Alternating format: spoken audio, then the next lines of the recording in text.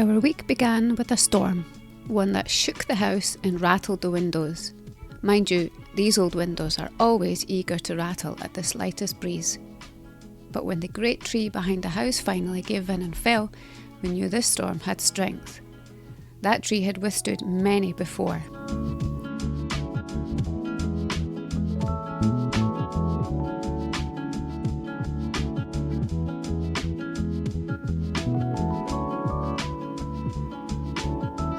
It wasn't just trees that felt the force. Before long, we realised the power was out.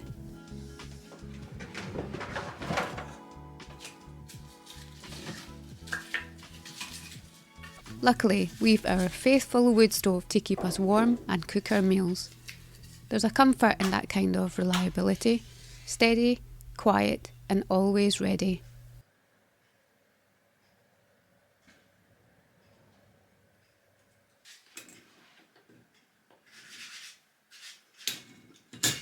And with no electricity, it was the perfect chance to finally test the oil lamp and see just how much light it really gives in places like the toilet. A soft glow and a bit of drama, just enough to make you feel you've stepped into a scene from a slower time. We were, for a time, truly off-grid. But thanks to our little system, the water kept running, as constant as ever. And in a world so easily disrupted, that feels like an empowering moment. It was a good day to rearrange the feeding tubes for the chickens and to add a few more for our ever-growing flock. They seem to multiply with the same quiet determination as the snow.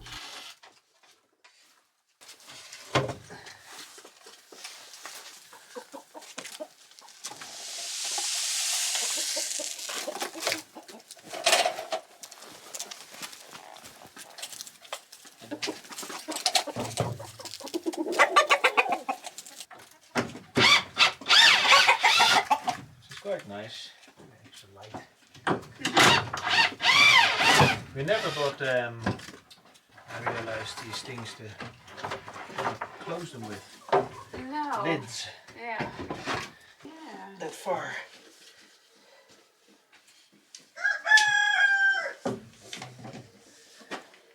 Let me hold. You have to hold it there. So Yeah.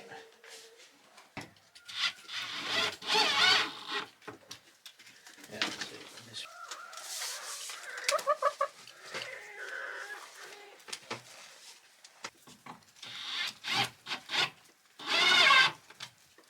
Nice. Yeah, really. Sometimes it sounds like a scary movie.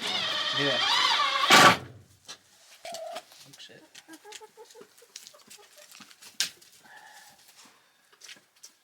This is gigantic what I just took. Yeah, but that's a corner. This isn't a corner bit, so. But we're doing a corner bit. Oh, so. okay. Yeah, then it's very long. I agree.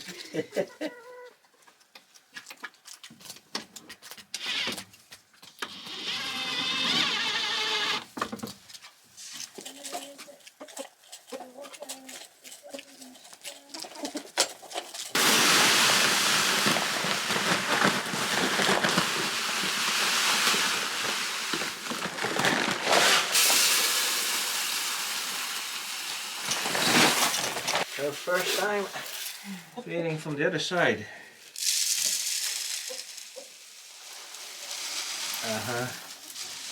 Oh, you have to push it through a bit then. Okay.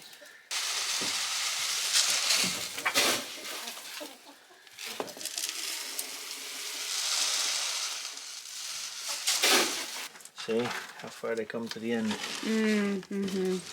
So maybe Yeah, and then we need to.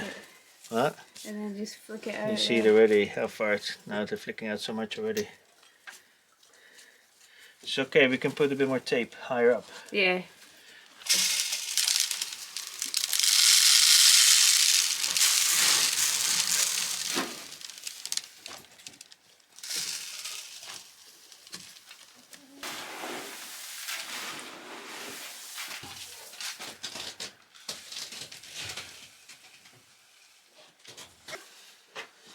Fantastic. Yeah.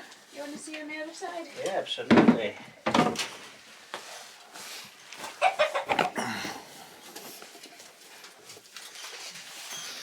covered in feathers, that one.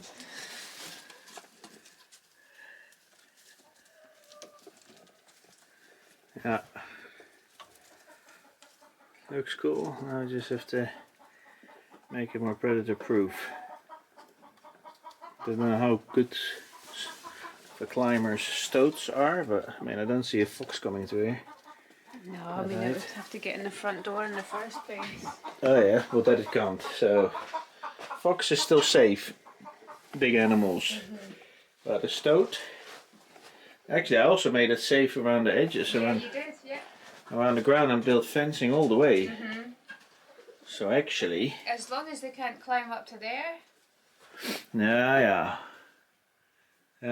So I'd have to put that chicken wire up there as well. Yeah. I did it for the chick coop. That's fine. So it's just this gap up here. Yeah. Yeah, really it was more for all the small birds. All the blue tits, grey tits and all that. But they can get in anyway somehow. Yeah, they're so small, some of them. Well, for now, we can leave it like this, I'd say. I think so too. I mean, what we could do is we could put like a plank here in between each one. Ah, yeah. You know, because that's quite, you know, straight. And then maybe just put chicken wire then across the top. Yeah. It would be good, because these chickens can also fly. Yeah. They're going to want to fly out. Okay.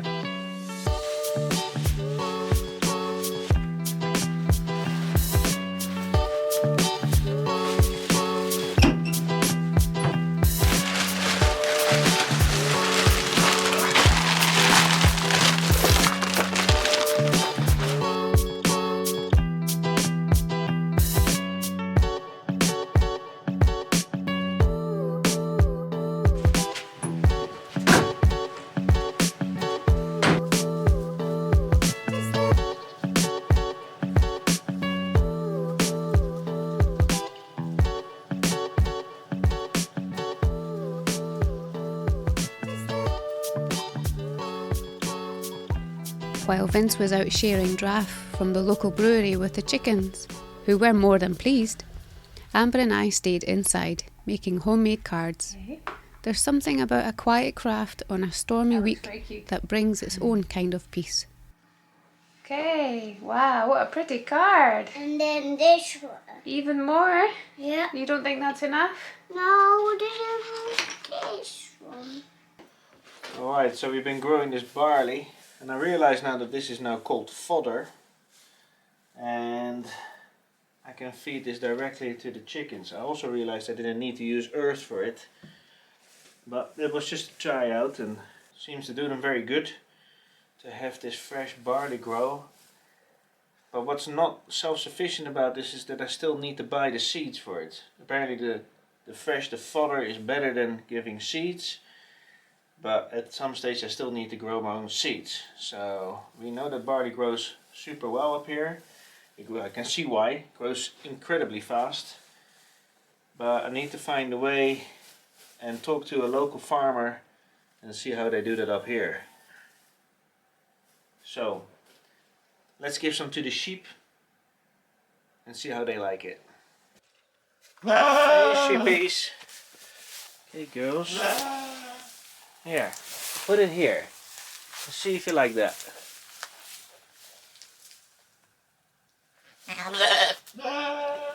Ooh.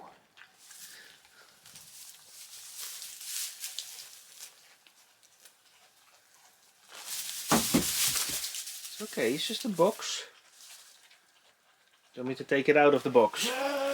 Here, take it out of the box. So. If the box scares you, I didn't realize that.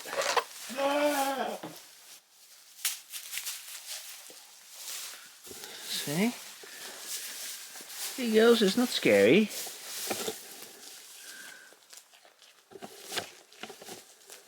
It's grass. Like what you're used to.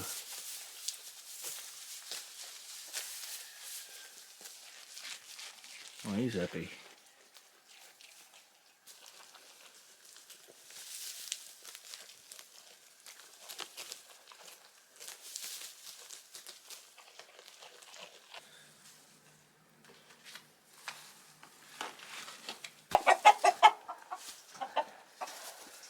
Let's see if you like that. The fresh barley was a clear success with the animals, but the same couldn't be said for our efforts to repair the water line between the house and the barn. Just switched the water pump on from the house to the barn, which should should give water to our sheep, so we don't have to go up and down with watering cans to give them water every day. So I'm just making sure nothing leaks.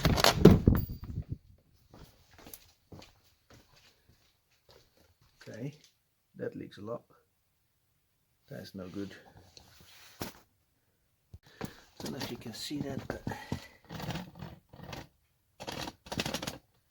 there's water running there.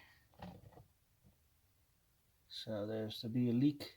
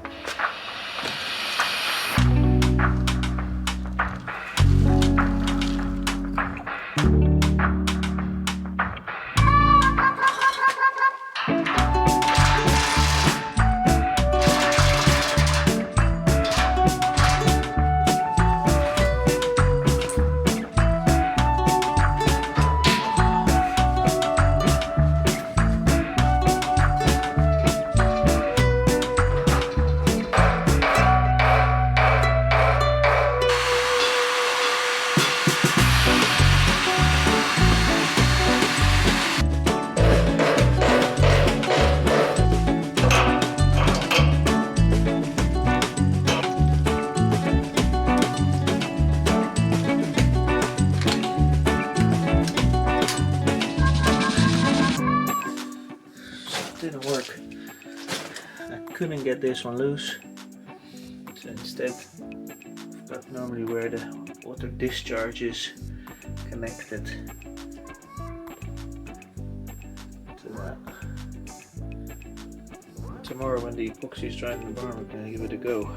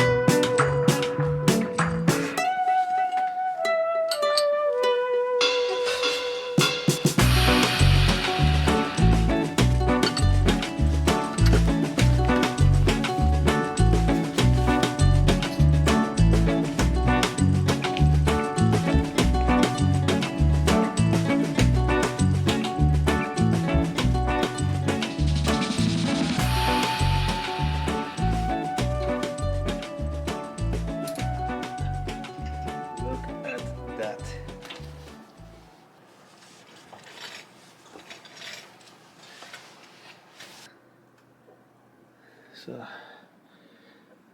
this is the current setup. Tap at the top, and then two hoses that go down to the sheep. They have electric cables in them to heat them up. One I already broke off, so I'll have to fix that. Right now it's not so important, it's warm enough for it not to freeze in there. And the bottom one is still working. In the future the top will be connected with metal pipes, steel pipes going down to the sheep, and the bottom hose we will dig into the ground from here to the chicken coop, so that we have water in the chicken coop as well, and perhaps do the same setup as we do for the sheep with the water, so that we never ever have to bring water back and forth to the chickens again. Set up an automatic watering system. Still gotta let the epoxy harden and see tomorrow if this all works. April in the north of Sweden is a month of contradictions. One day you're out in a t-shirt with the sun warm on your back, its rays bouncing off the snow and making everything feel bright and full of promise.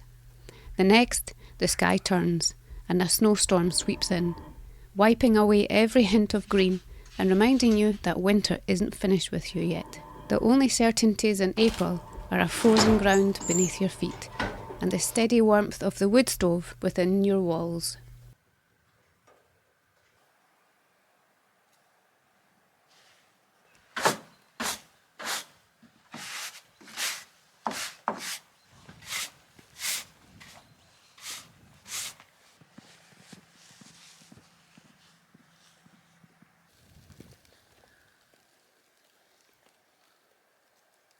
It seemed a good moment for Vince to apply the final layer of epoxy to the burst pipe and give it a test.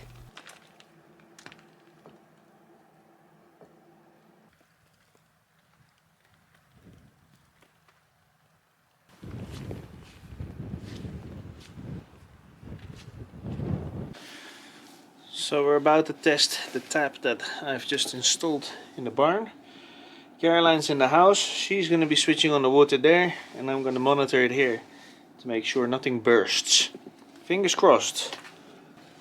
Okay, Caroline, can you hear me? Yep, I can hear you. Right, I'm going to open this tab and you can open that tab. Okay, here we go.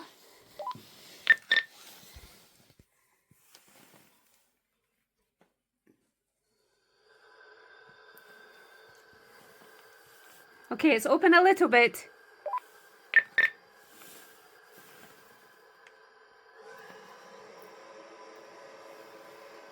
Okay, I opened it a bit more.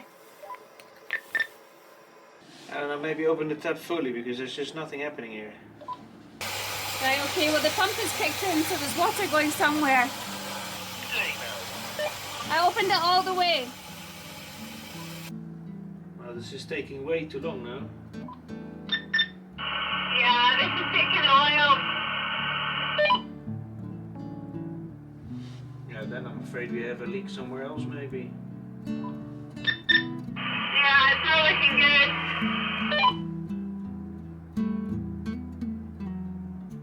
It wasn't to be. A frustrating outcome and a disappointing one. This fix would have saved us countless trips hauling water from the house to the barn. Still, we have water, we have warmth, and we have each other. So we press on, one task at a time, one day at a time, with muddy boots, hopeful hearts, and the quiet beauty of this place reminding us why we're here.